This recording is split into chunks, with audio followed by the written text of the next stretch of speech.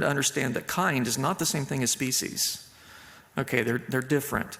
A species, that's a man-made classification system. The Bible uses the word kind, bara min, in the original language, created kind. They are different. You can get speciation, where you can get organisms that are different species, but they are related. They're the same kind. And so, for example, a group of mosquitoes gets separated from the parent population and lives in a different area for 100 years. There's a process called genetic drift where the DNA adjusts a little bit, and then when they're reintroduced, they can't interbreed with the parent population, so they're classified as a new species, but they're still mosquitoes, and they always will be, unfortunately. So there you go. So see, I find that evolutionists sometimes misrepresent what it is that creationists teach. And they'll say, oh, creationists believe that God created every species just as we see them today.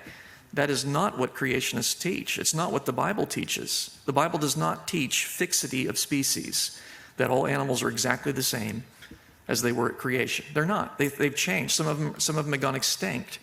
We understand that. I don't believe that there were poodles in the Garden of Eden, because it was a paradise, right? Animals have changed a bit. There may have been dogs there, but kind.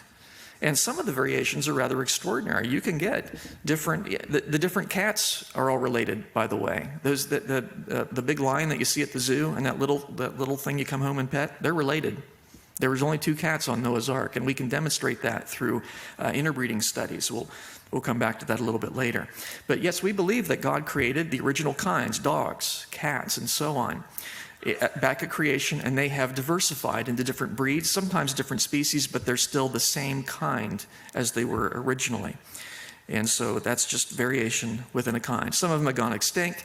There are some animals where some varieties have gone extinct, but other varieties of the same kind remain, like elephants. Elephants and mammoths, we think, are part of the same Genesis kind, but the mammoth variety has gone extinct, whereas there are at least 2 species of elephants that are still extant today, 2 or 3.